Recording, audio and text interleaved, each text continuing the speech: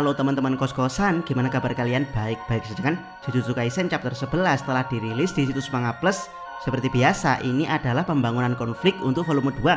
Di pembangunan konflik ini kita akhirnya menemukan titik penghubung antara alien Simurian dan penyihir Jujutsu dengan lebih jelas. Berikut beberapa hal menarik yang ada di Jujutsu Kaisen Modulo chapter 11. Yuk langsung aja kita mulai pembahasannya. Check it bro. Pertama, sumber energi kapal Naunax dan potensi perluasan universe Jujutsu. Saat pembuatan kapal Naunax, kita tahu kalau bahan dari kapal tersebut adalah batu mul yang digerakkan Maru dan Cross dengan teknik construction. Dari sini ada satu hal yang masih menjadi misteri, yaitu kapal sebesar ini lengkap dengan ruangan untuk para dewan. Memakai bahan bakar apa? Jawabannya adalah Rololuka, yaitu energi mistis yang hanya bisa diakses dengan mata ketiga Simurian. Rololuka ini kalau di dunia Jujutsu adalah energi kutukan.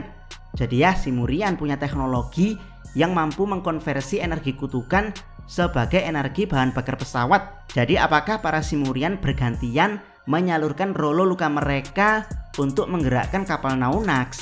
Jawabannya adalah tidak, karena batu mul sendiri sudah menyimpan Rololuka. Jadi batu mul kalau di dunia Jujutsu kemungkinan berfungsi layaknya objek kutukan.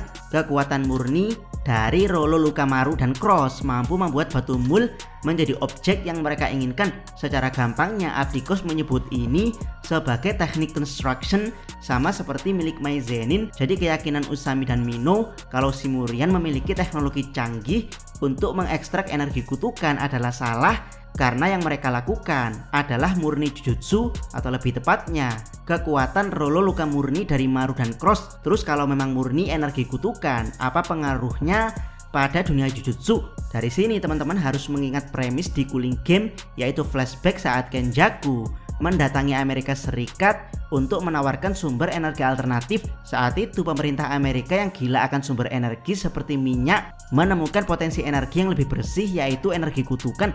Dia menganggap energi kutukan itu bersih karena tidak meninggalkan residu layaknya energi fosil atau energi nuklir. Bahkan Menteri ESDM Amerika menduga kalau satu orang Gojo Satoru mampu memasok sumber energi untuk satu negara besar seperti Amerika. Jadi ya, Amerika tidak boleh ketinggalan untuk mendapatkan sumber energi bersih ini. Maksudnya adalah mereka harus mulai menculik orang-orang Jepang untuk dijadikan sumber energi. Tapi karena ini Amerika yang menganut sistem demokrasi, bahasa menculik terlalu vulgar untuk kemunafikan mereka. Jadi mereka memperhalus bahasanya menjadi mengamankan warga Jepang. Hal ini sama seperti menginvasi negara-negara Arab yang disederhanakan Amerika menjadi membebaskan orang-orang Arab menggunakan sistem demokrasi. Jadi ya, invasi menjadi membebaskan, menculik menjadi mengamankan. Sontak premis ini menjadi sesuatu yang sangat mengejutkan, karena universe Jujutsu Kaisen akan jadi sangat-sangat besar dan GG Akutami akan butuh otak luas serta asisten banyak untuk memperluas universe ini. Tapi sayangnya GG tidak mewujudkan premis ini karena memang fokus setelah Cooling Game adalah Shinjuku Showdown yang berpusat ke usaha para penyihir untuk mengalahkan Sukuna. Jadi premis ini pun terkubur menjadi plot hole sampai Jujutsu Kaisen akhirnya tamat. Tidak dijelaskan bagaimana nasib para penyihir yang sebelumnya diculik Amerika dan dibawa ke negaranya. Abdikos pribadi awalnya juga ngerenyit dengan cara GG Akutami mengabaikan premis yang sangat menarik ini, hingga akhirnya chapter 11 Jujutsu Kaisen Modulo muncul dan menjawab segalanya. Ternyata Amerika bukan tidak bertindak pada para penyihir yang mereka culik, tetapi mereka memang tidak punya teknologi untuk mengekstrak energi kutukan dari para penyihir tersebut, dan para penyihir juga tidak punya cara untuk membuat energi kutukan mereka menjadi sumber energi bersih alternatif menggantikan energi nuklir atau energi fosil. Jadi para penyihir hanya bisa mengkonversi energi kutukan mereka menjadi teknik menyerang atau teknik bertahan dalam pertarungan. Sampai akhirnya diungkap kalau sumber energi kapal Naunax berasal dari Rololuka Simurian alias energi kutukan. Pengungkapan ini menjawab banyak sekali hal. Pertama, alasan kenapa chapter 1 Jijika Modulo mengambil pendekatan kejahatan penculikan anak-anak Jepang dengan energi kutukan adalah karena Jijika Modulo sedang membuka premis potensial lama yang sempat dikubur GG Akutami. Kedua, alasan kenapa pengguna kutukan sebelumnya pingsan adalah karena Maru mengotak-atik energi kutukan alias Rololuga milik sang penculik menggunakan mata ketiga miliknya. Jadi kesimpulannya adalah kekuatan mata ketiga dari Maru dan Cross punya potensi untuk mengekstrak energi kutukan dari para penyihir menjadi energi murni untuk menggerakkan benda-benda. Disinilah Usami dan Mino langsung merinding karena ini adalah bahaya besar untuk Jepang. Dan menurut Abdikos, ini adalah plot yang sangat menarik. Masalahnya adalah Usami dan Mino masih belum paham kalau teknologi tersebut berasal dari mata ketiga Maru dan Cross, atau mungkin semua mata ketiga Simurian punya potensi yang sama. Jadi saat ini Usami dan Mino pahamnya Simurian punya teknologi konverter canggih yang mereka rahasiakan. Jadi antisipasi dari Usami dan Mino adalah para penyihir Jujutsu harus menjalin hubungan baik dengan Simurian agar teknologi konverter milik mereka tidak jatuh ke tangan Amerika atau negara adidaya lainnya. Karena jika teknologi konverter ini jatuh ke tangan negara adidaya atau mungkin alien Simurian ngambek dan memilih berdiplomasi dengan negara adidaya, maka tamat sudah penculikan orang-orang Jepang seperti di tahun 2018 akan kembali terjadi, namun kali ini lebih masif, alias universe Jujutsu Kaisen akan melebar ke seluruh dunia.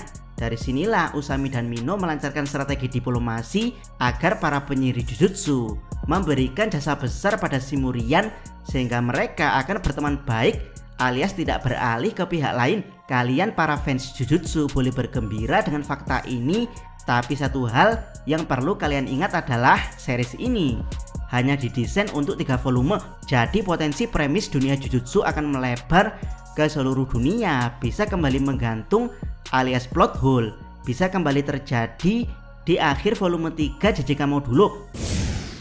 Kedua, kutukan adik Dabura. Dabura sendiri dikirim ke Rumel sebagai petarung, di mana Dabura terpaksa harus menjalani pertarungan ini karena adik perempuannya ditawan Deskunte.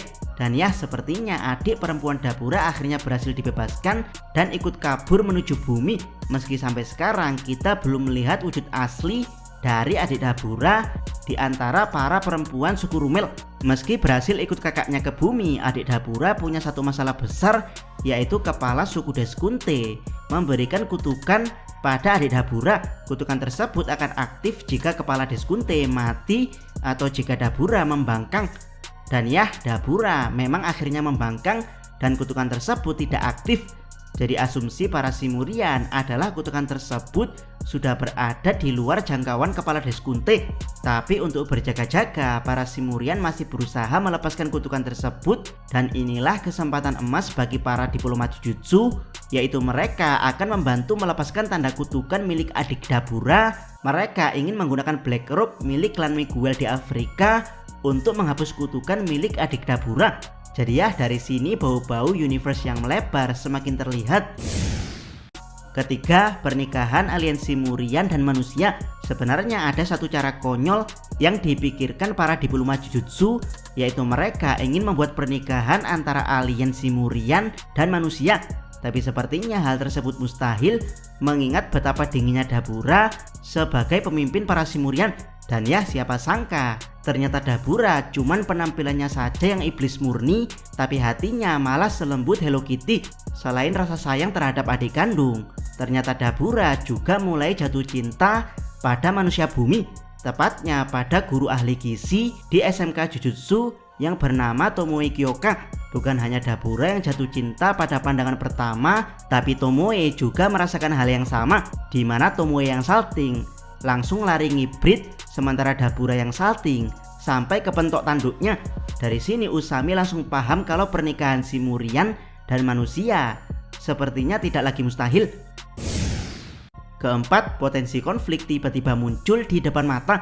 Baru saja hati ini berbunga-bunga melihat saltingnya Bapak Dabura dan Ibu Tomoe. Tiba-tiba hal mengejutkan muncul di mana kakek Moro mendapat penglihatan kalau orang-orang Jepang telah membantai para kalian. Dari sini jelas sekali kalian yang dimaksud ada hubungannya dengan roh kutukan. Tapi untuk penjelasan lebih detail, Abdikos akan buatkan video teori di pembahasan selanjutnya yang kemungkinan ini ada hubungannya dengan Yuji dan Mahito. Jangan lupa subscribe channel Takos dan jangan lupa share video ini sampai ke salam.